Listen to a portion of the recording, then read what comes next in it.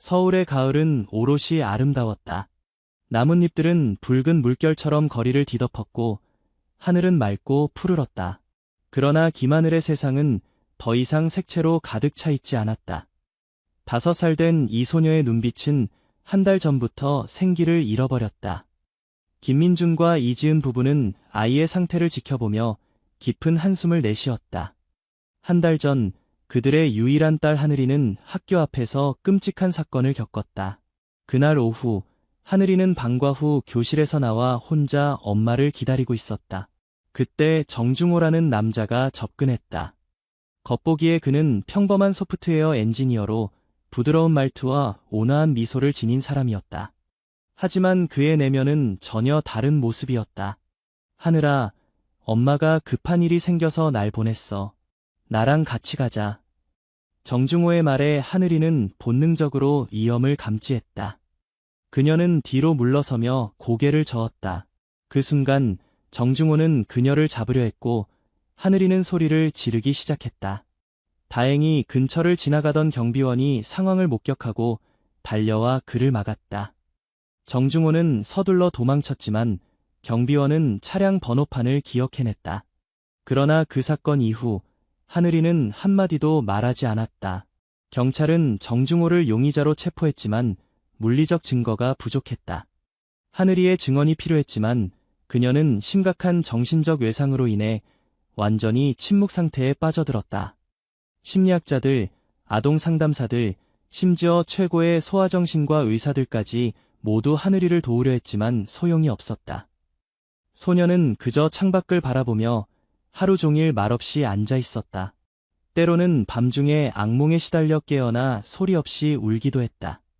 이지은은 딸의 상태를 보며 가슴이 찢어지는 듯했다. 우리 하늘이가 다시 예전처럼 웃을 수 있을까요? 그녀는 남편에게 속삭였다. 김민주는 아내의 손을 꼭 잡았다. 반드시 방법을 찾을 거야. 우리 딸을 위해서라면 무엇이든 할 거야.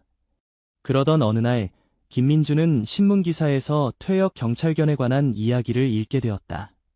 복실이라는 이름의 세퍼드는 5년간 서울경찰청에서 마약 탐지견으로 일했지만 위험한 임무 중 부상을 입어 조기 은퇴했다. 기사에 따르면 복실은 이제 트라우마를 겪는 아이들을 위한 치료견으로 훈련받고 있었다. 김민주는 즉시 복실의 훈련사인 박성민에게 연락했다. 저희 딸이 심각한 트라우마를 겪고 있습니다. 복실이 도움이 될 수 있을까요? 다음 날 박성민은 복실을 데리고 김민준의 집을 방문했다. 크고 위험 있는 세퍼드는 부상으로 인해 왼쪽 뒷다리를 약간 절뚝거렸지만 그의 눈빛은 지혜와 이해로 가득했다. 하늘이는 처음에 복실을 보고 겁을 먹었다. 그러나 복실은 조용히 방 한쪽 구석에 앉아 기다렸다. 그는 서두르지 않고 강요하지 않고 그저 있었다. 시간이 지나자 하늘이는 점점 복실에게 가까이 다가갔다. 복실의 부드러운 털을 만지자 소녀의 눈에 작은 반짝임이 돌아왔다. 그날부터 복실은 하늘이의 일상적인 방문객이 되었다. 처음에는 주 2회, 그 다음에는 매일. 복실이 오는 날이면 하늘이는 창가에서 그를 기다렸다. 비록 말은 하지 않았지만 그녀의 눈빛은 점점 더 밝아졌다. 박성민은 하늘이에게 복실과 소통하는 특별한 방법을 가르쳤다. 손가락으로 작은 원을 그리는 동작은 안전하다는 뜻이었고 2번 바닥을 톡톡 치는 것은 도움이 필요하다는 신호였다. 하늘이는 이 신호들을 빠르게 배웠고 복실도 그에 맞춰 반응했다. 시간이 흐르면서 하늘이와 복실 사이의 유대감은 놀라울 정도로 깊어졌다. 복실은 하늘이가 악몽에 시달릴 때 방에 함께 있었고 두려움을 느낄 때 옆에 있어 주었다. 소녀는 여전히 말을 하지 않았지만 그녀의 눈빛은 더 이상 공허하지 않았다. 한편 정중호의 재판이 다가오고 있었다. 증거가 부족한 상황에서 검찰은 하늘이의 증언에 크게 의존하고 있었다. 그러나 소녀는 여전히 말을 하지 않았고 사건에 대해 이야기하는 것을 거부했다. 김민준과 이지은은 고민 끝에 하늘이가 재판에 출석하되 복실도 함께 데려가기로 결정했다. 치료견이 법정에 들어가는 것은 전례가 없는 일이었지만 김성호 판사는 예외적으로 허가했다. 재판 당일 서울중앙지방법원은 긴장감으로 가득 찼다. 정중호는 차분한 표정으로 피고인석에 앉아 있었다. 그의 변호사는 증거 부족을 들어 무죄를 주장했다. 하늘이는 복실과 함께 법정에 들어섰다. 소녀는 두려움에 떨고 있었지만 복실의 존재가 그녀에게 힘을 주었다. 그녀는 증인석에 앉아 정중호와 눈을 마주쳤다. 검사는 부드럽게 질문했다. 하늘아, 그날 학교 앞에서 무슨 일이 있었니? 하늘이는 침묵했다.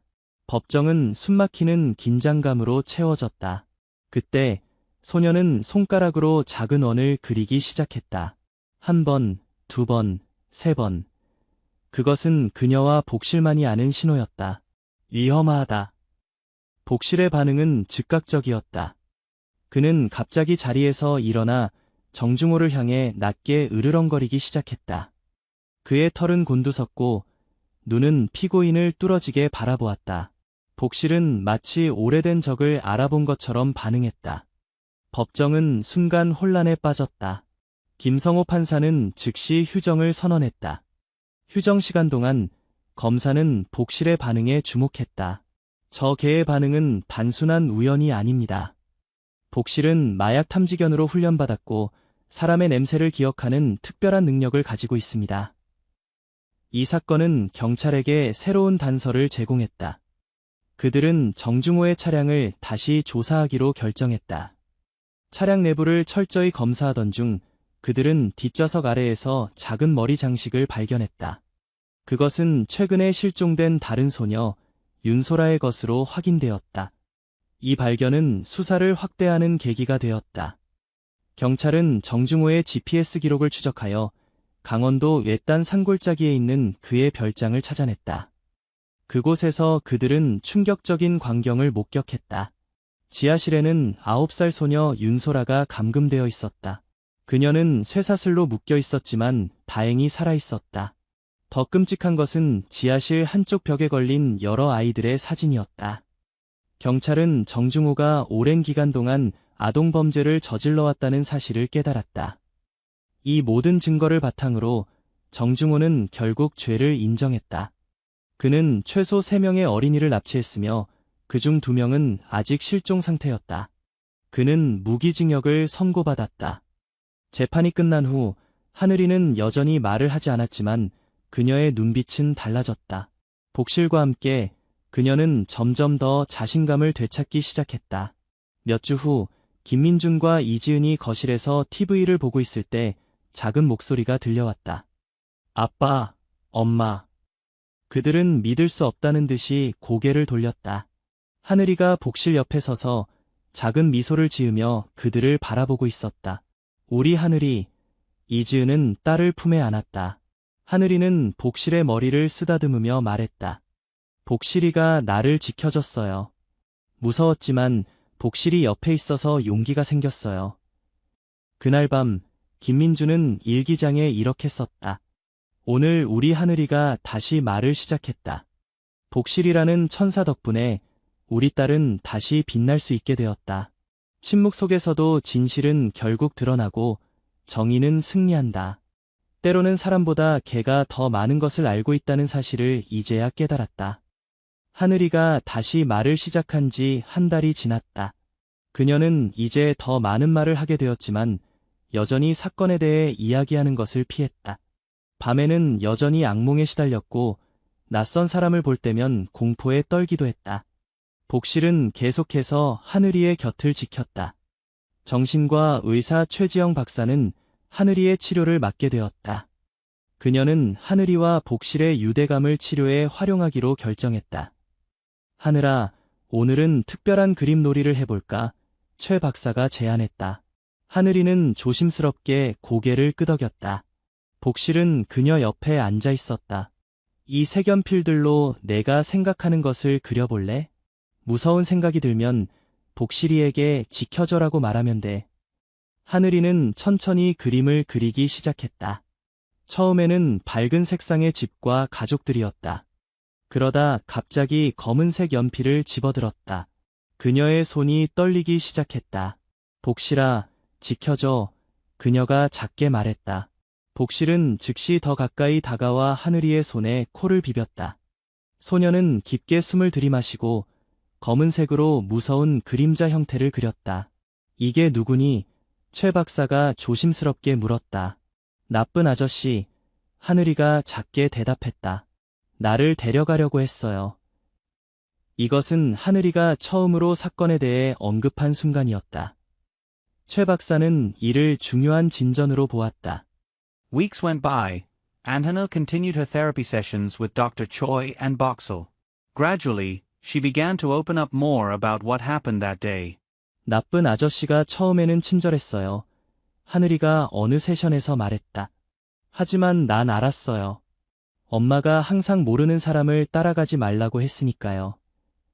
복실은 항상 하늘이가 어려운 이야기를 할 때마다 그녀 옆에 있었다. 소녀가 떨거나 불안해할 때면 복실은 즉시 그녀에게 다가가 위안을 주었다. 이런 치료 세션은 하늘이의 회복에 큰 도움이 되었다. 그녀는 점점 자신감을 되찾았고 악몽의 빈도도 줄어들었다. 하지만 여전히 학교로 돌아가는 것에 대해서는 두려움을 느꼈다. 김민준과 이지은은 딸의 회복을 위해 모든 노력을 기울였다. 그들은 하늘이가 좋아하는 그림 그리기와 읽기를 장려했다. 이지은은 회사에서 재택근무를 신청하여 더 많은 시간을 딸과 보낼 수 있게 되었다. 어느 날 김민준은 놀라운 제안을 했다. 우리 복실이를 입양할까? 이지은은 놀랐지만 곧 미소를 지었다. 그게 가능할까요? 박 훈련사와 이야기해봤어. 복실이 이제 공식적인 은퇴를 했고 입양이 가능하대. 하늘이에게 물어보자. 그들이 하늘이에게 이 소식을 전했을 때 소녀의 얼굴은 환하게 빛났다. 정말요? 복실이가 우리와 함께 살 수 있어요. 그래, 하늘아. 복실이가 이제 우리 가족이 될 거야. 하늘이는 기쁨에 차서 복실을 꼭 안았다. 복실아, 넌 이제 우리 가족이야. 복실은 마치 이해한 듯이 꼬리를 흔들었다. 다음 날 박성민 훈련사가 집을 방문했다. 그는 복실의 훈련 습관과 케어 방법에 대해 가족들에게 자세히 설명했다. 복실이는 특별한 개예요. 박 훈련사가 말했다. 그는 인간의 감정을 읽는 놀라운 능력이 있어요. 특히 두려움과 위험을 감지하는 데 뛰어나죠. 이것이 바로 그가 마약 탐지견으로 그렇게 뛰어났던 이유예요. 하늘이와의 유대감은 어떻게 그렇게 빨리 형성된 걸까요? 이지은이 물었다. 복실이는 상처받은 영혼들에게 특별한 친밀감을 보여요. 그 자신도 임무 중 심각한 부상을 입었거든요. 어떤 면에서는 그와 하늘이가 서로를 치유하고 있는 거죠. 복실이 공식적으로 김간의 가족의 일원이 되면서 하늘이는 더 큰 안정감을 느꼈다. 복실은 밤에 그녀의 방 앞에서 자며 악몽이 찾아올 때마다 즉시 그녀를 위로했다. 한편 정중호 사건은 계속해서 언론의 주목을 받았다. 그의 지하실에서 발견된 증거들로 인해 경찰은 그가 연루된 다른 실종 사건들도 조사하기 시작했다. 어느 날 김민준은 긴급한 전화를 받았다. 검찰에서 하늘이의 추가 증언이 필요하다는 내용이었다. 정중호의 변호사가 항소를 제기했고 하늘이의 증거가 불충분하다고 주장했기 때문이다. 김민준은 걱정스러웠다. 하늘이가 다시 법정에 서면 트라우마가 재발할 수도 있었다. 그는 이 문제를 최 박사와 상의했다. 하늘이의 상태가 많이 호전되었지만 법정에서 그 사람을 다시 만나는 것은 큰 스트레스가 될 수 있어요. 최 박사가 설명했다. 하지만 이번에는 복실이 함께한다면 상황이 달라질 수 있어요. 김민준과 이지은은 하늘이에게 상황을 설명했다. 하늘아, 내가 다시 법정에 가서 이야기를 해줘야 해. 하지만 이번에도 복실이가 함께할 거야. 하늘이는 잠시 생각하더니 고개를 끄덕였다. 복실이가 있으면 괜찮을 것 같아요. 항소심 날짜가 다가오자 하늘이는 복실과 함께 준비를 시작했다. 최 박사는 그녀에게 법정에서 있을 수 있는 상황들에 대해 설명해 주었고 불안감을 다스리는 방법도 알려주었다. 내가 무섭거나 혼란스러울 때는 복실을 보고 깊게 숨을 들이마셔. 그리고 너의 특별한 신호를 기억해. 손가락으로 원을 그리는 것, 그건 너와 복실만의 비밀 언어야. 항소심 당일, 법정은 다시 한번 긴장감으로 가득 찼다. 정중호는 이전보다 더 초조해 보였다. 그의 변호사는 하늘이의 증언이 신뢰할 수 없으며 복실의 반응은 과학적 증거가 아니라고 주장했다. 하늘이는 복실과 함께 증인석에 앉았다. 이번에는 그녀의 얼굴에 결의가 보였다. 김하늘 양, 판사가 부드럽게 말했다. 그날 학교 앞에서 무슨 일이 있었는지 말해줄 수 있겠니? 하늘이는 복실을 바라보고 깊게 숨을 들이마셨다. 그리고 천천히 하지만 분명한 목소리로 말하기 시작했다. 저는 학교 앞에서 엄마를 기다리고 있었어요. 그때 정중호 아저씨가 다가왔어요. 그는 엄마가 자기를 보냈다고 했지만 저는 그게 거짓말이란 걸 알았어요. 하늘이의 목소리는 떨렸지만 그녀는 계속했다. 그가 저를 잡으려고 했을 때 저는 소리를 질렀어요. 그리고 경비 아저씨가 와서 도와주셨어요. 검사는 차분하게 질문을 이어갔다. 피고인을 확실히 알아볼 수 있니? 하늘이는 정중호를 똑바로 바라보았다. 복실은 그녀 옆에서 낮게 으르렁거렸다. 네, 저 사람이에요. 저를 데려가려고 했던 나쁜 아저씨예요. 하늘이의 명확한 증언은 법정을 침묵에 빠뜨렸다. 정중호는 얼굴이 창백해졌다. 검사는 이어서 윤소라 사건에 대해 물었다. 하늘아, 복실이가 정중호에게 반응했던 이유가 뭐라고 생각하니? 하늘이는 잠시 생각하더니 대답했다. 복실이는 나쁜 사람들을 알아봐요. 그는 전에 경찰견이었으니까요. 복실이는 정중호 아저씨에게서 뭔가를 느꼈어요. 무서운 것을요. 이 증언 이후 정중호의 변호사는 반박할 내용을 찾지 못했다. 특히 윤소라가 발견된 지하실에서 나온 DNA 증거와 다른 실종 아동들의 소지품이 결정적이었다. 판사는 최종 판결을 내렸다. 항소를 기각하며 원심의 무기징역 판결을 유지한다. 법정을 나서는 순간 하늘이는 처음으로 진정한 안도감을 느꼈다. 그녀는 복실을 꼭 안았다. 고마워, 복실아. 내가 없었다면 할 수 없었을 거야. 복실은 마치 이해한 듯이 그녀의 얼굴을 부드럽게 핥았다. 그날 저녁, 김간의 가족은 하늘이의 용기를 축하하기 위해 특별한 저녁 식사를 준비했다. 물론 복실을 위한 특별한 간식도 있었다. 식사 중에 하늘이가 물었다. 아빠, 복실이는 어떻게 경찰견이 된 거예요? 김민주는 미소를 지었다. 박 훈련사가 복실이의 이야기를 들려줬어. 복실이는 어릴 때 버려졌대. 추운 겨울날 한 경찰관이 그를 발견해서 구조했지. 그 후 복실이는 경찰견 훈련을 받았고 많은 사람들을 도왔대. 하늘이의 눈이 커졌다. 복실이도 나처럼 무서운 일을 겪었구나. 그래, 어쩌면 그래서 너와 복실이가 서로를 이해하는 것 같아. 하늘이는 생각에 잠겼다. 나도 나중에 복실이처럼 다른 사람들을 도울 수 있을까요? 이지은은 딸의 머리를 쓰다듬었다. 물론이지, 하늘아. 내가 원한다면 무엇이든 할 수 있어. 그날 밤, 하늘이는 처음으로 악몽 없이 푹 잤다. 복실은 그녀의 방문 앞에서 충실하게 지키고 있었다. 다음 날 아침, 하늘이는 새로운 결심을 했다. 저 이제 학교에 다시 가고 싶어요. 김민준과 이지은은 놀랐지만 기뻤다. 정말이니, 하늘아? 네, 복실이가 저를 지켜줄 거예요. 무섭지만 이제는 용기가 생겼어요. 학교로 돌아가는 첫날, 하늘이는 긴장했다. 그러나 이지은이 학교 측과 상의하여 특별한 허가를 받았다. 복실은 하늘이의 정서 지원 동물로 인정받아 학교에 함께 다닐 수 있게 되었다. 교실에 들어서자 모든 아이들이 하늘이와 복실을 신기한 눈으로 바라보았다. 하늘이는 복실의 목줄을 꼭 잡고 자리에 앉았다. 복실은 조용히 그녀의 책상 옆에 누웠다. 안녕, 하늘아. 오랜만이구나. 담임 선생님인 박지연 교사가 따뜻하게 맞이했다. 오늘부터 복실이도 우리 반의 특별한 친구가 될 거야. 아이들은 처음에는 호기심 어린 눈으로 복실을 바라보았지만 곧 그의 존재에 익숙해졌다. 하늘이는 천천히 학교 생활에 적응해 나갔다.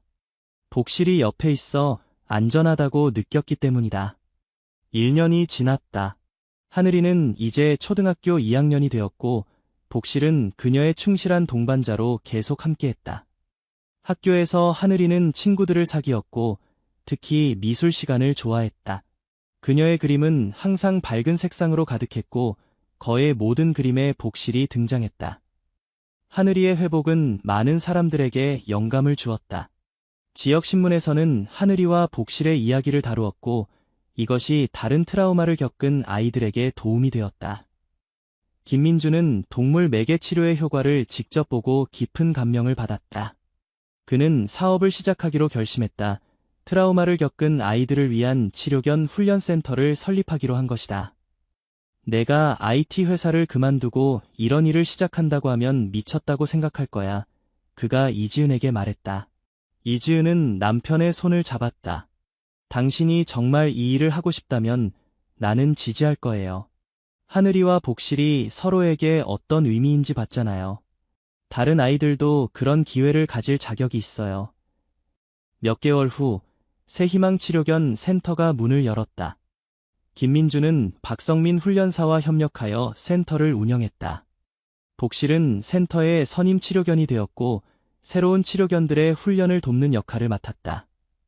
하늘이도 센터에서 중요한 역할을 했다. 주말마다 그녀는 아빠와 함께 센터에 가서 다른 아이들을 만났다. 그녀는 자신의 경험을 이야기하며 트라우마를 겪은 아이들에게 희망을 전했다.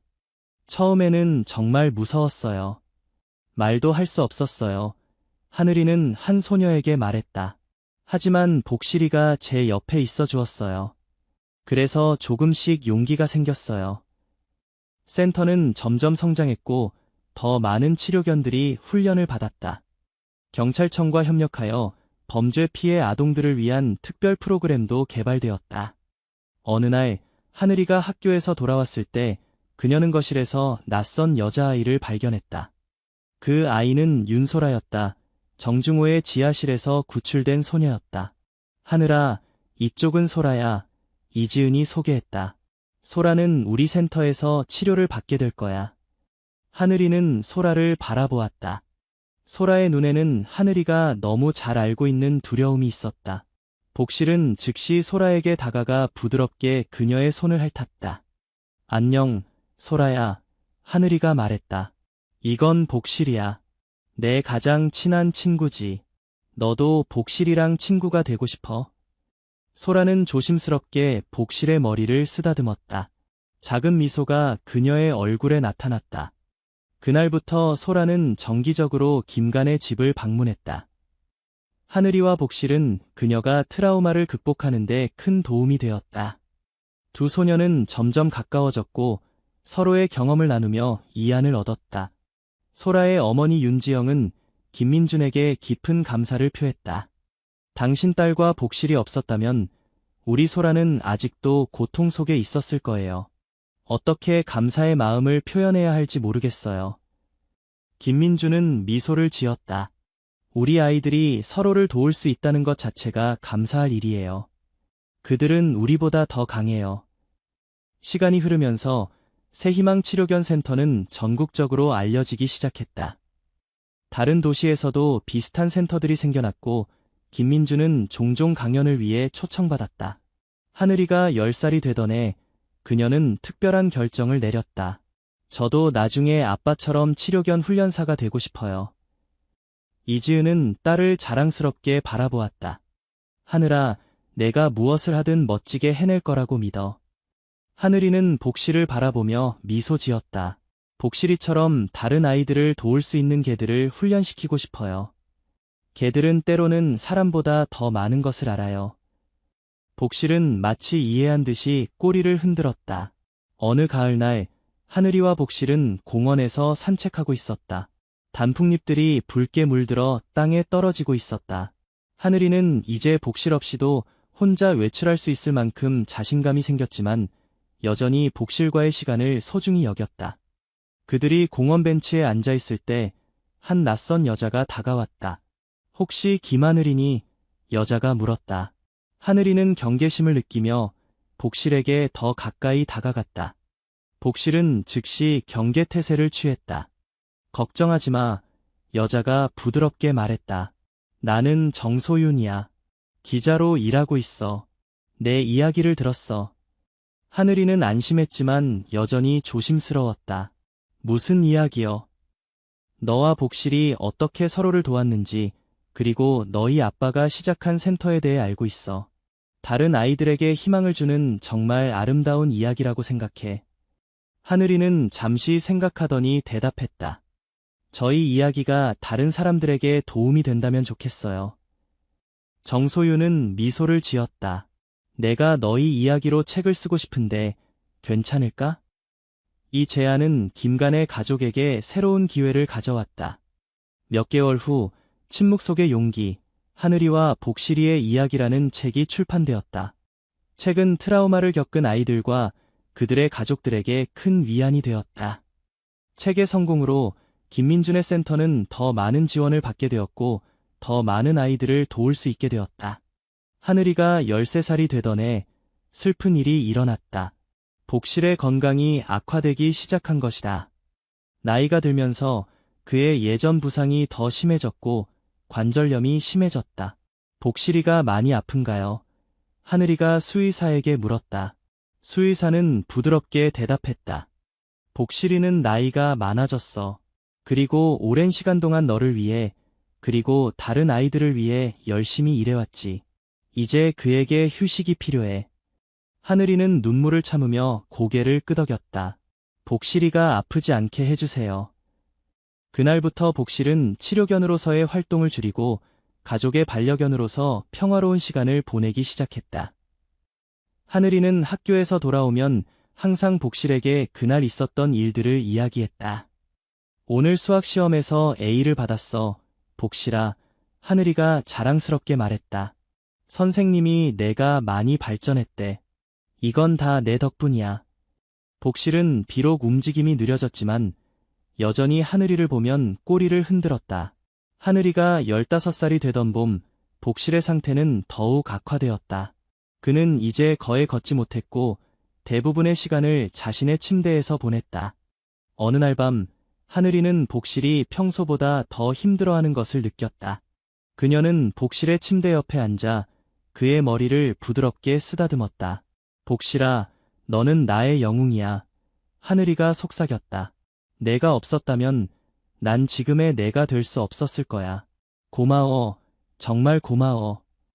복실은 마지막 힘을 다해 하늘이의 손을 핥았다. 그의 눈에는 깊은 사랑과 이해가 담겨 있었다. 다음 날 아침, 복실은 평화롭게 잠든 채로 눈을 감았다. 김간의 가족은 깊은 슬픔에 빠졌지만 하늘이는 강하게 버텼다. 복실이는 항상 우리 가족의 일원이에요. 그녀가 말했다. 그리고 그의 정신은 새희망센터의 모든 치료견들 속에 살아있을 거예요. 복실을 추모하기 위해 센터는 복실 장학금을 만들었다. 이 장학금은 범죄 피해 아동들이 치료를 받을 수 있도록 지원했다. 2년 후 하늘이는 고등학교에 진학했다. 그녀는 심리학을 공부하기로 결심했고 동물 매개 치료에 대한 관심이 더욱 깊어졌다. 하늘이의 18번째 생일날 김민주는 그녀에게 특별한 선물을 주었다. 그것은 작은 세퍼드 강아지였다. 이 아이의 이름은 세봄이야. 김민준이 말했다. 복실의 손녀라고 할 수 있지. 복실이 은퇴하기 전에 낳은 마지막 새끼의 자손이야. 하늘이는 감격에 차서 세봄을 안았다. 강아지의 눈에서 그녀는 복실의 따뜻함과 지혜를 볼 수 있었다. 세봄아, 우리 함께 다른 아이들을 도울 거야. 하늘이가 약속했다. 복실이가 나를 도왔던 것처럼. 하늘이가 대학에 진학했을 때 그녀는 아동 심리학을 전공했다. 그녀의 목표는 아동 트라우마 전문가가 되는 것이었다. 세봄은 그녀의 충실한 동반자로 함께 대학 캠퍼스를 다녔다. 대학 3학년 때 하늘이는 트라우마를 겪은 아동의 회복에서 동물 매개 치료의 역할이라는 주제로 연구 프로젝트를 시작했다. 그녀는 자신의 경험과 다른 아이들의 사례를 통해 치료견이 어떻게 트라우마 회복에 도움이 되는지 과학적으로 증명하고자 했다. 하늘이의 연구는 국내외 관심을 받았다. 그녀는 여러 학술대회에서 발표를 했고 그녀의 논문은 저명한 심리학 저널에 게재되었다. 대학을 졸업한 후 하늘이는 서울대학교 대학원에 진학하여 아동심리학 석사과정을 시작했다. 그녀의 목표는 자신만의 치료 방법론을 개발하는 것이었다. 이 모든 시간 동안 김민준의 새희망 치료견 센터는 계속 성장했다. 이제는 전국에 여러 지부가 있었고 수백 명의 아이들이 센터의 도움을 받았다. 하늘이가 25살이 되던 해 그녀는 센터의 임상 디렉터로 취임했다. 그녀는 자신이 한때 그랬던 것처럼 침묵 속에 갇힌 아이들의 목소리가 되고자 했다. 어느 날 한 어린 소년이 센터에 왔다. 그의 이름은 이준호였고 가정폭력을 목격한 후 말을 하지 않게 되었다. 하늘이는 새봄과 함께 그를 맞이했다. 안녕, 준호야. 하늘이가 부드럽게 말했다. 나는 하늘이고 이건 새봄이야. 우리는 내 친구가 되고 싶어. 준호는 처음에는 반응하지 않았다. 하지만 새봄이 조심스럽게 다가가 그의 손을 핥자 소년의 얼굴에 작은 미소가 나타났다. 하늘이는 준호를 바라보며 생각했다. 복실이, 보고 있니? 내가 시작한 일이 계속되고 있어. 너의 사랑과 용기는 계속해서 우리에게 희망을 주고 있어. 밖에서는 단풍잎들이 바람에 흩날리고 있었다. 마치 복실의 영혼이 그들을 지켜보고 있는 것처럼 느껴졌다. 하늘이는 미소를 지으며 준호에게 말했다. 준호야, 내가 준비됐을 때 이야기해도 괜찮아. 그때까지 새봄이와 내가 내 곁에 있을게. 준호의 눈에 작은 희망의 빛이 반짝였다. 그것은 시작이었다. 또 다른 침묵 속에 용기가 깨어나는 순간. 그리고 이렇게 복실이 시작한 사랑과 희망의 고리는 계속해서 이어졌다. 트라우마의 그림자에서 벗어나 빛을 향해 나아가는 아이들의 여정에 항상 충실한 네 발 친구들이 함께했다. 하늘이는 자신의 사무실 벽에 걸린 복실의 사진을 바라보았다. 고마워, 복실아. 내가 내게 가르쳐준 가장 중요한 것은 진정한 용기가 무엇인지였어. 용기는 두려움이 없는 것이 아니라 두려움에도 불구하고 앞으로 나아가는 것이라는 걸. 밖에서 새봄이 짖는 소리가 들렸다. 하늘이는 미소를 지으며 창밖을 바라보았다. 가을 하늘은 맑고 푸르렀고 세상은 가능성으로 가득 차 있었다. 침묵 속에서도 진실은 항상 길을 찾아낸다. 그리고 때로는 그 진실을 찾아내는데 도움을 주는 것은 인간이 아닌 우리 곁에 충실한 동반자들이다. 하늘이는 준호의 손을 잡았다. 오늘 또 다른 여정이 시작되고 있었다. 서울의 가을은 금세 겨울의 매서운 냉기로 바뀌어가고 있었다. 강현우는 도시의 번잡함을 피해 지방으로 이사 온 지 반년이 채 되지 않았다. 시골 생활은 생각보다 적응하기 어려웠지만 서울에서의 지친 일상과 실패한 관계에서 벗어나 새 출발을 하기에는 충분했다. 강원도 외곽의 작은 마을, 그곳에서 그는 사진작가로서의 꿈을 이어가며 조용한 삶을 살고 있었다. 그날은 유난히 바람이 거세게 불었다. 현우는 산책길에 나섰다가 갑자기 내리기 시작한 비에 서둘러 집으로 돌아가고 있었다. 숲속 오솔길을 지나며 그는 멀리서 희미하게 들려오는 소리에 발걸음을 멈췄다. 처음에는 바람 소리라고 생각했지만 그 소리는 어딘가 약하고 절박해 보였다. 이게 뭐지? 현우는 혼잣말을 하며 소리가 나는 방향으로 걸음을 옮겼다. 숲길 옆 웅덩이 근처에서 소리가 선명해졌다. 그곳에는 젖은 골판지 상자 하나가 놓여 있었고 상자에서는 미약한 울음소리가 들려왔다. 현우는 주저없이 상자 뚜껑을 열었다. 그 안에는 온몸이 젖은 작은 강아지가 누워 있었다.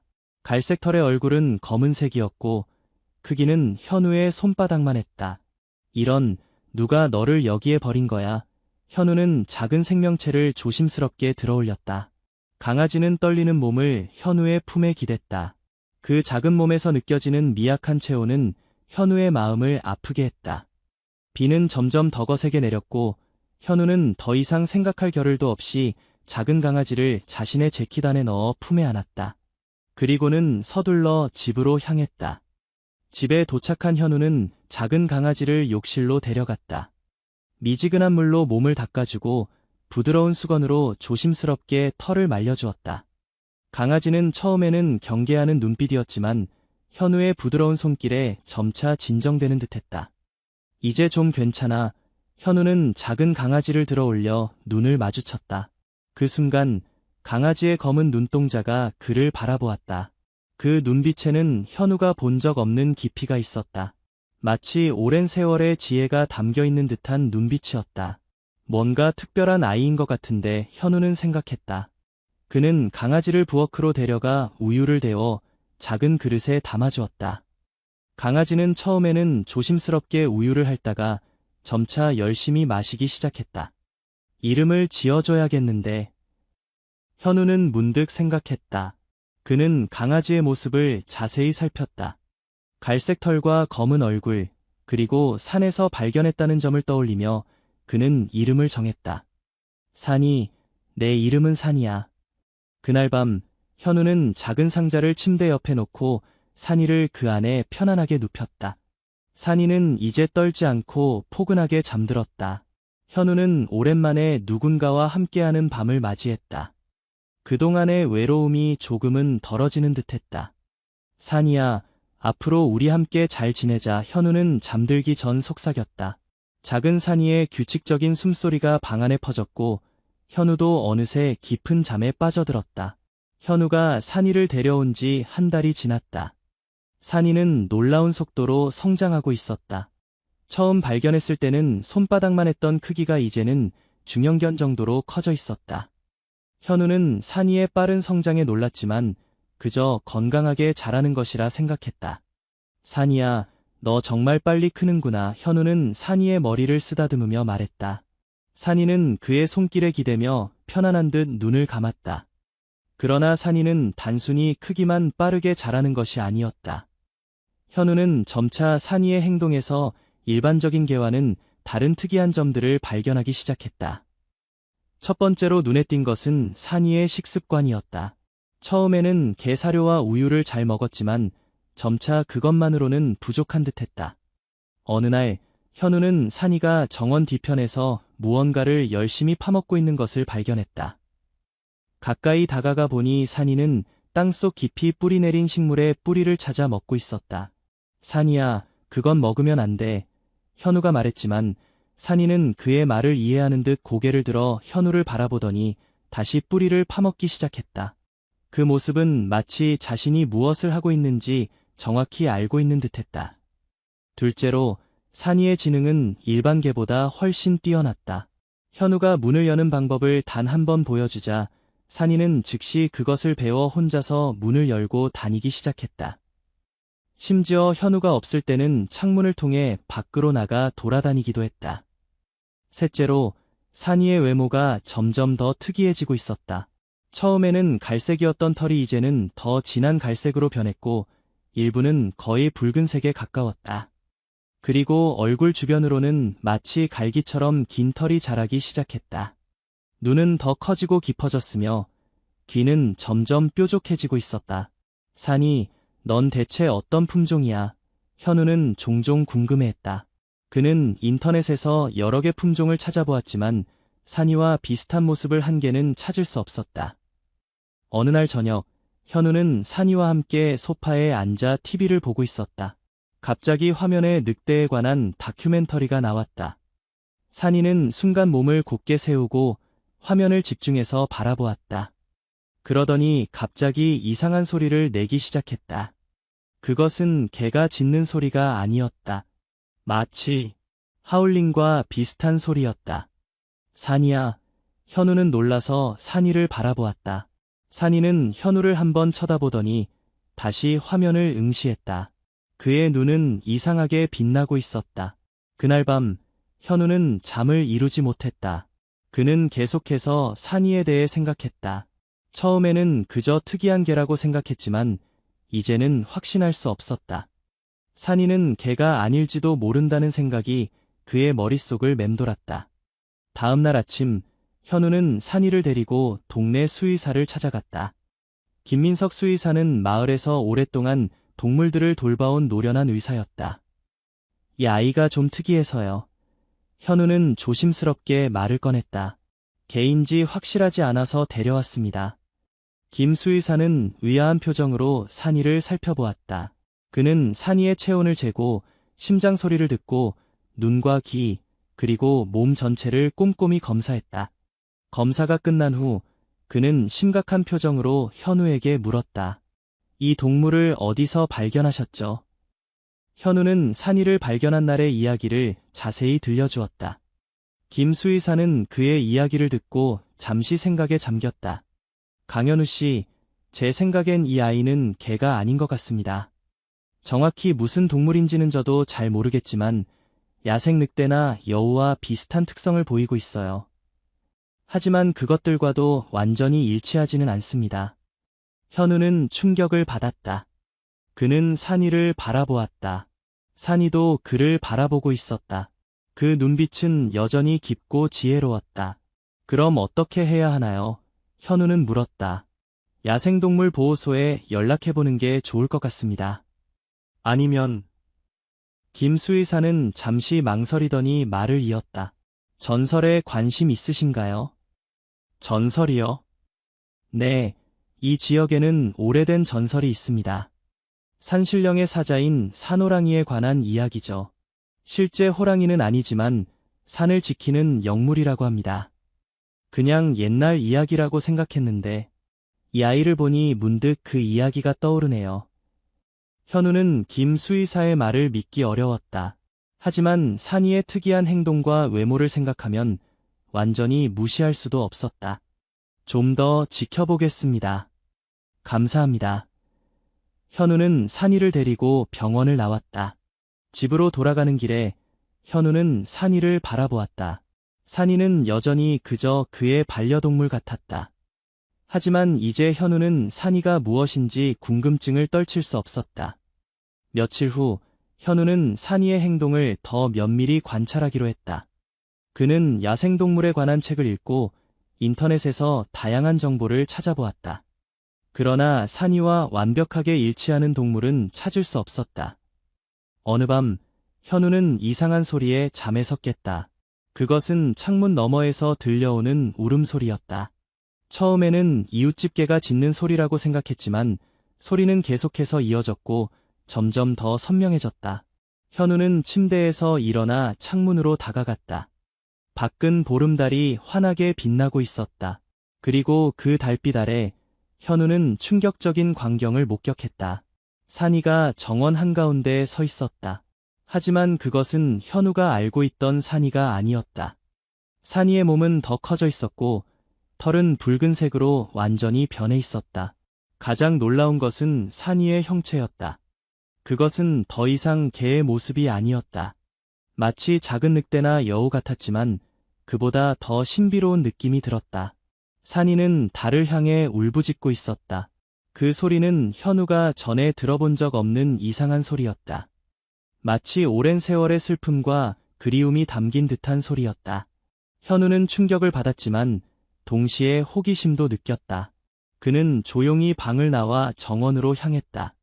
문을 열자 산이가 그를 향해 돌아보았다. 산이의 눈은 달빛에 반사되어 금색으로 빛나고 있었다. 산이야, 현우는 조심스럽게 불렀다. 산이는 잠시 그를 바라보더니 갑자기 숲으로 달려갔다. 현우는 망설임 없이 산이를 쫓아 숲으로 들어갔다. 그는 어둠 속에서도 산이의 붉은 털이 빛나는 것을 볼 수 있었다. 숲은 달빛으로 은은하게 밝혀져 있었다.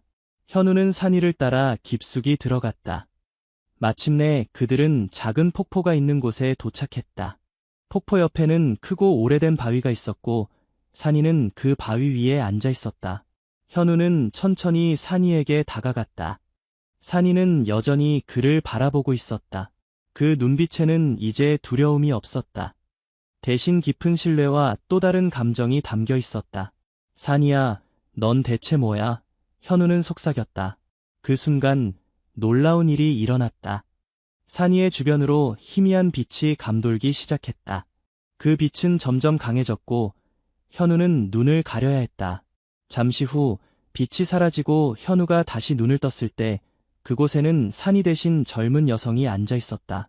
여성은 긴 붉은 머리카락을 가지고 있었고 눈은 여전히 산이와 같은 금색이었다. 그녀는 부드러운 미소를 지으며 현우를 바라보았다. 안녕, 강현우. 그녀의 목소리는 바람결처럼 부드러웠다. 현우는 말을 잃었다. 그는 자신의 눈을 의심했다. 이것은 꿈일까? 아니면 환각일까? 놀라지 마세요. 여성이 말했다. 나는 산이에요. 아니, 정확히 말하면 산호라고 해요. 산. 호. 현우는 겨우 말을 이었다. 네, 저는 이 산의 영혼이에요. 오래전부터 이 산을 지켜왔죠. 하지만 최근 인간들이 산을 파괴하기 시작하면서 제 힘이 약해졌어요. 그래서 마지막 힘을 모아 작은 형태로 변의 도움을 구하고 있었죠. 그때 당신이 저를 찾아주셨어요. 현우는 여전히 믿기 어려웠다. 하지만 산호의 눈을 바라보니 그것이 산이의 눈과 같다는 것을 알 수 있었다. 그 깊고 지혜로운 눈빛은 거짓말이 아니었다. 왜 나한테 이걸 보여주는 거야? 현우는 물었다. 당신의 도움이 필요해요. 산호는 진지하게 말했다. 이 산이 위험에 처해 있어요. 개발업자들이 이 산을 파괴하려고 해요. 만약 그들이 성공한다면 이 산의 모든 생명과 함께 저도 사라질 거예요. 현우는 갑자기 이 모든 상황이 현실이라는 것을 실감했다. 그는 최근 마을에서 새로운 리조트 건설에 관한 이야기를 들은 적이 있었다. 그 계획은 이 산의 대부분을 개발하는 것이었다. 내가 어떻게 도울 수 있지? 현우는 물었다. 산호는 미소를 지었다. 당신은 사진작가잖아요. 이 산의 아름다움과 소중함을 세상에 알려주세요. 그리고 개발을 막을 수 있는 사람들에게 도움을 요청해주세요. 현우는 깊은 생각에 잠겼다. 이것은 단순한 일이 아니었다. 하지만 그는 산호와 함께 보낸 시간을 떠올렸다. 산호는 그의 외로움을 달래주고 새로운 삶의 의미를 찾게 해준 존재였다. 알았어. 도와줄게. 현우는 결심했다. 산호는 기쁨에 찬 미소를 지었다. 고마워요, 현우씨. 하지만 한 가지 더 있어요.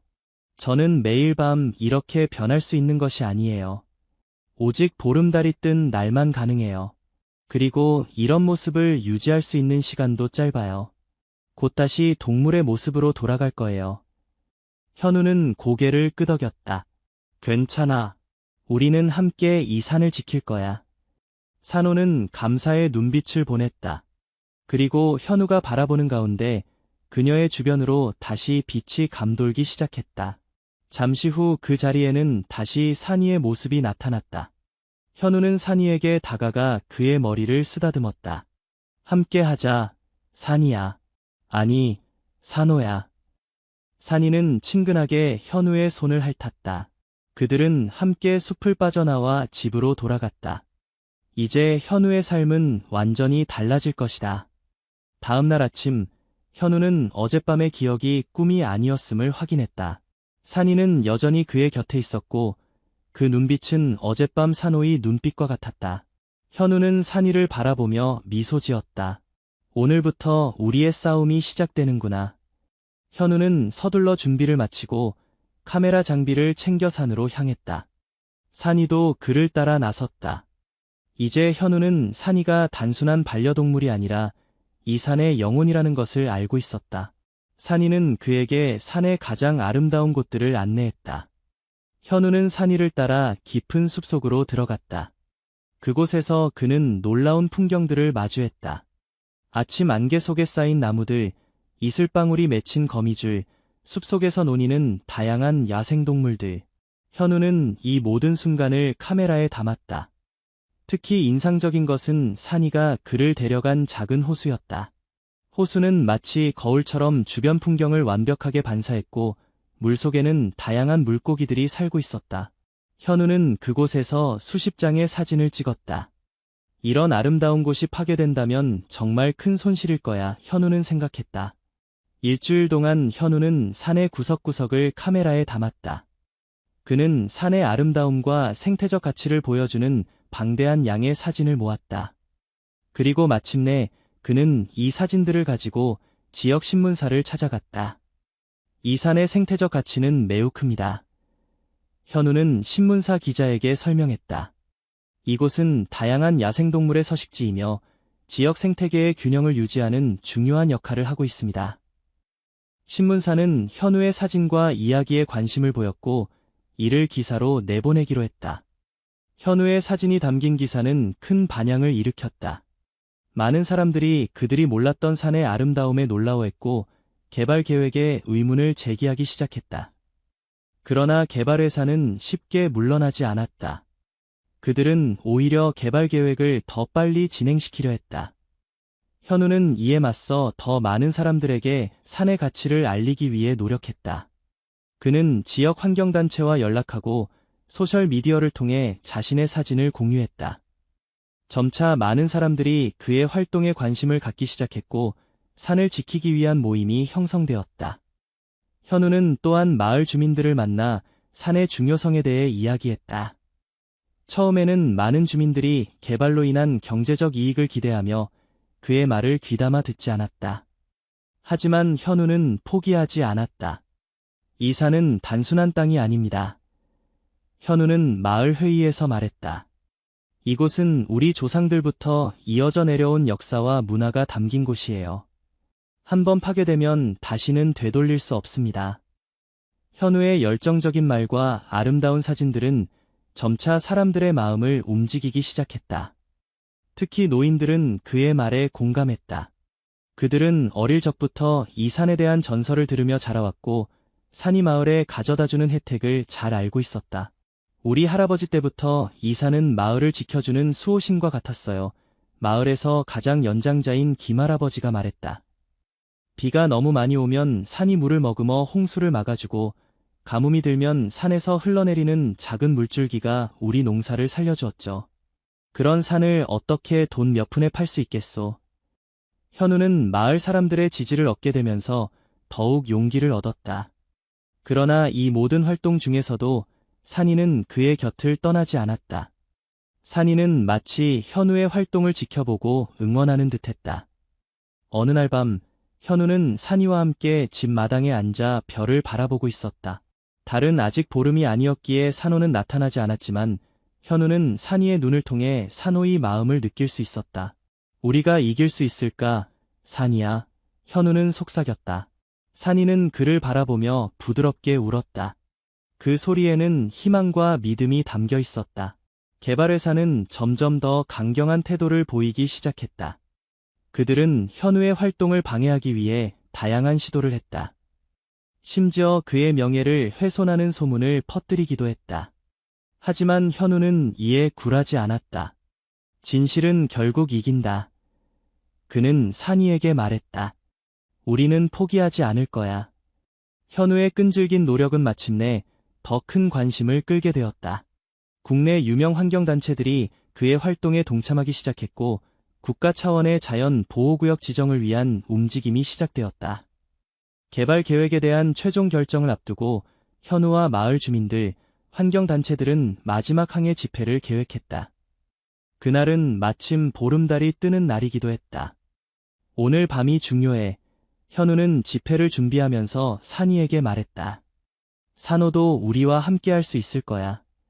해가 질 무렵 수백 명의 사람들이 산 입구에 모였다. 그들은 손에 촛불을 들고 산을 지키겠다는 결의를 다졌다. 현우는 산이와 함께 그들 앞에 섰다. 이 산은 단순한 땅덩어리가 아닙니다. 현우가 외쳤다. 이곳은 생명이 살아 숨쉬는 소중한 공간입니다. 우리는 이곳을 지키기 위해 끝까지 싸울 것입니다.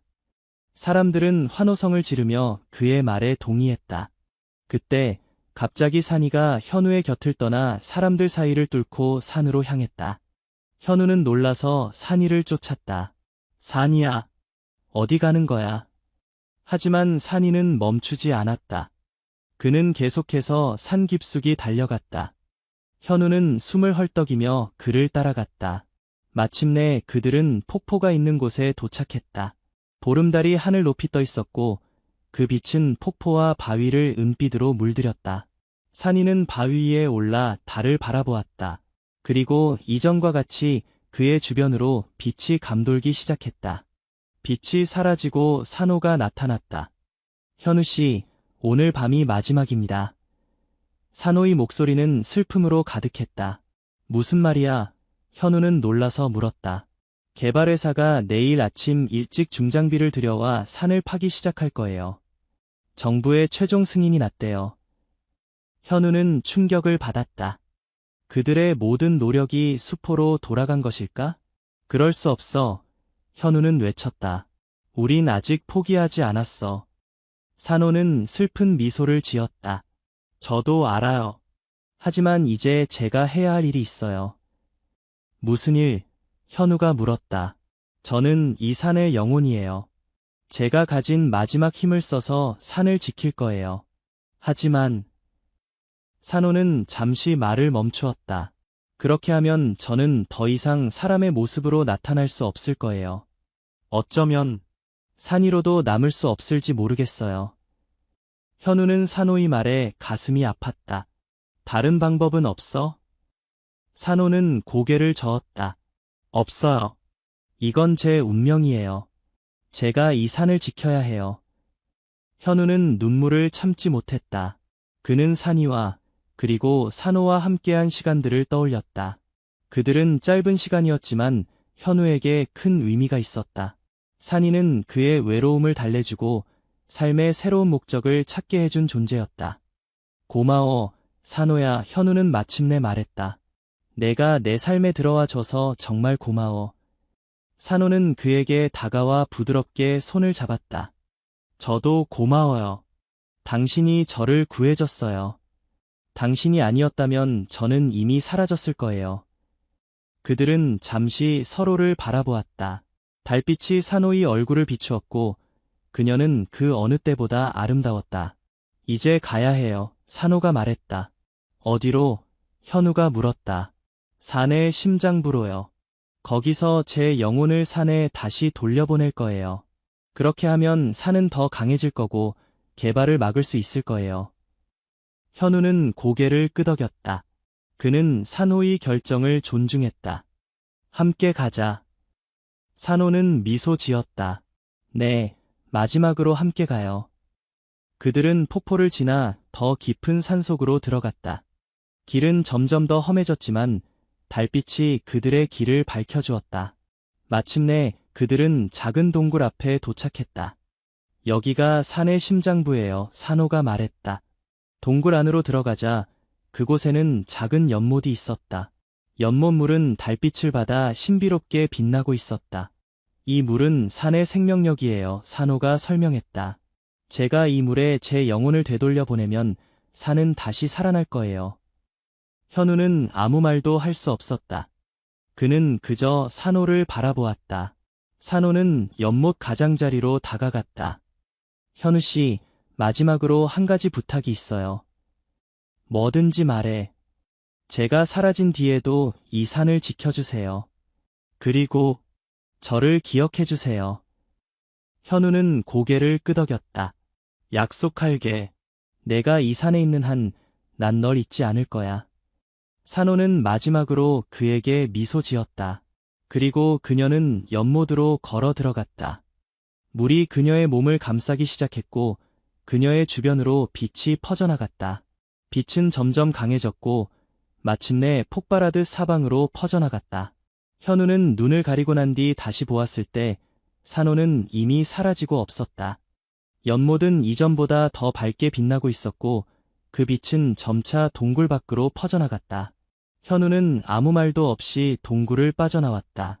밖으로 나오자 놀라운 광경이 펼쳐졌다. 산 전체가 은은한 빛으로 감싸여 있었고 그 빛은 하늘로 솟아올라 거대한 기둥을 형성하고 있었다. 산 아래에 모여있던 사람들은 이 광경을 보고 경이로움에 쌓여 있었다. 빛은 점점 더 강해졌고 마침내 사방으로 퍼져나갔다.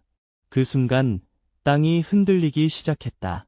그러나 그것은 무서운 지진이 아니라 마치 산이 깊은 잠에서 깨어나는 듯한 느낌이었다. 바위들이 움직이고 나무들이 흔들렸다. 그리고 갑자기 산 전체에서 새로운 생명이 솟아나기 시작했다. 말라 죽었던 나무들이 다시 푸르게 변하고 흐르지 않던 계곡에 물이 다시 흐르기 시작했다. 동물들이 그들의 은신처에서 나와 기쁨의 찬소리를 내었다. 그것은 마치 산 전체가 다시 살아난 것 같았다. 현우는 산 아래로 내려가 사람들과 합류했다. 그들 모두는 이 놀라운 광경에 말을 잃었다. 이건 기적이야, 누군가가 말했다. 그때 산 깊은 곳에서 커다란 울음소리가 들려왔다. 그것은 현우가 처음 들었던 산이의 울음소리와 비슷했지만 훨씬 더 강력하고 깊었다. 그 소리는 산 전체에 울려 퍼졌고 사람들은 그 소리에 전율했다. 다음 날 아침 개발회사의 중장비들이 산으로 향했다. 하지만 그들은 놀라운 광경을 마주했다. 산으로 가는 길은 완전히 바뀌어 있었다. 길은 사라지고 대신 무성한 숲이 그 자리를 대신하고 있었다. 중장비들은 더 이상 산에 접근할 수 없었다. 더욱 놀라운 것은 산 주변으로 이상한 현상들이 일어나기 시작했다는 것이다. 장비들은 고장이 나고 작업자들은 이유 없이 체력이 빠지고 어지러움을 느꼈다. 누구도 산에 접근할 수 없었다. 이 소식은 빠르게 퍼졌고 사람들은 이것을 산의 저주라고 부르기 시작했다. 하지만 현우와 마을 사람들은 알고 있었다.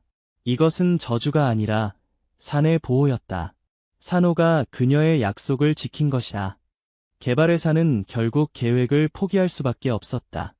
그리고 얼마 후 정부는 이 산을 자연 보호구역으로 지정했다. 산은 이제 영원히 보호받게 되었다. 몇 개월이 지났다.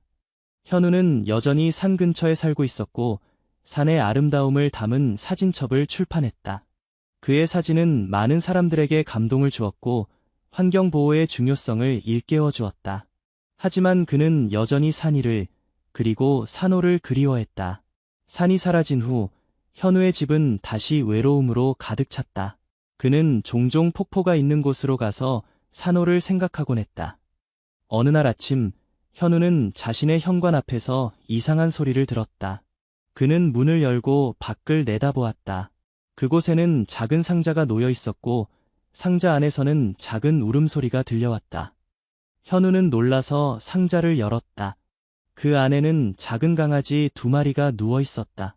한 마리는 갈색 털을 가졌고 다른 한 마리는 붉은 털을 가지고 있었다. 2 강아지 모두 산이와 놀랍도록 닮아 있었다. 현우는 믿을 수 없다는 듯이 강아지들을 바라보았다. 그때 그는 상자 안에 작은 쪽지를 발견했다. 쪽지에는 단 한 문장이 적혀 있었다. 잊지 않아 주셔서 고맙습니다. 현우는 눈물을 참지 못했다. 그는 2 강아지를 품에 안았다. 그들의 작은 몸에서 느껴지는 따뜻함은 그에게 산이와 산호를 떠올리게 했다. 산호야, 너도 나를 잊지 않았구나. 현우는 속삭였다. 그날부터 현우의 집은 다시 활기를 되찾았다. 2 강아지는 빠르게 성장했고 현우의 삶에 새로운 기쁨을 가져다 주었다. 그는 갈색 털을 가진 강아지에게는 산이라는 이름을, 붉은 털을 가진 강아지에게는 호랑이라는 이름을 지어주었다. 현우는 2 강아지와 함께 산을 자주 찾았다. 그들은 마치 산의 구석구석을 이미 알고 있는 듯이 행동했다. 특히 폭포가 있는 곳에서는 항상 기뻐하며 뛰어다니곤 했다.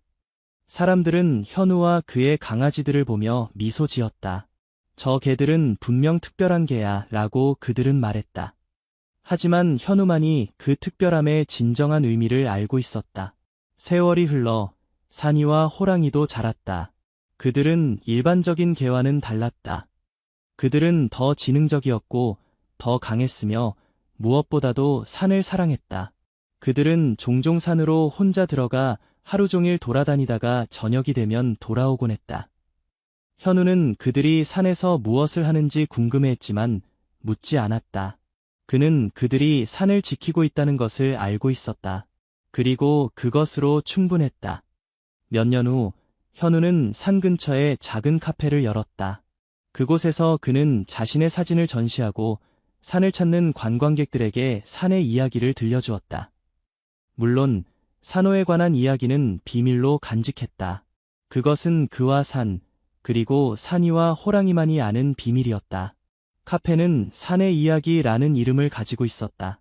벽에는 현우가 찍은 산의 사진들이 가득했고 한쪽 구석에는 산이와 호랑이의 사진도 걸려 있었다. 관광객들은 종종 이 두 개의 특이한 모습에 관심을 보였다. 이 개들은 정말 특별해 보이네요. 한 관광객이 말했다. 현우는 미소 지었다. 네, 그들은 정말 특별합니다.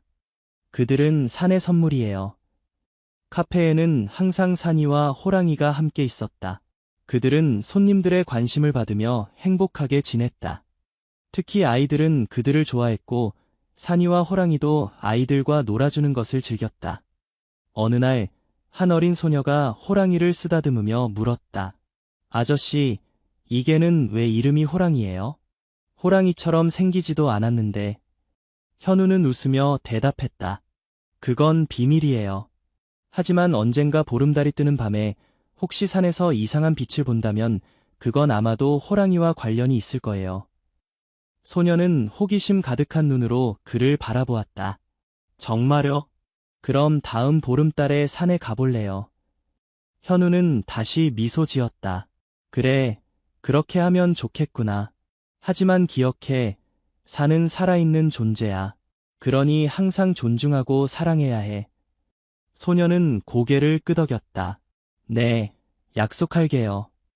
그날 밤, 현우는 산이와 호랑이를 데리고 산으로 향했다. 그날은 마침 보름달이 뜨는 날이었다. 그들은 폭포가 있는 곳으로 갔다. 달빛이 폭포와 바위를 비추고 있었다. 현우는 바위에 앉아 산이와 호랑이를 바라보았다. 그들은 달을 향해 울부짖기 시작했다. 그 소리는 산 전체에 울려 퍼졌다. 현우는 눈을 감고 그 소리에 귀를 기울였다. 그리고 그는 마치 산호의 목소리가 들리는 것 같았다. 고마워요. 현우 씨, 저는 여전히 여기 있어요. 그리고 항상 여기 있을 거예요. 현우는 미소 지었다. 나도 알아, 산호야. 그리고 나도 항상 여기 있을 거야. 그날 밤, 산은 어느 때보다도 아름다웠다.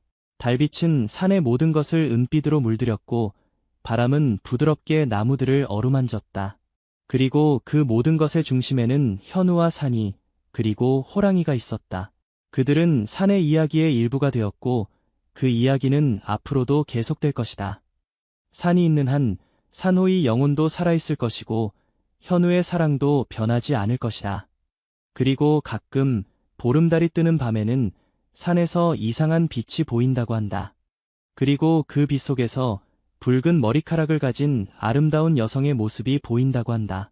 그녀는 항상 미소를 짓고 있으며 그 미소는 마치 산 전체를 밝히는 것 같다. 그것이 바로 산호, 산의 영혼이다. 그리고 그녀의 이야기는 영원히 계속될 것이다.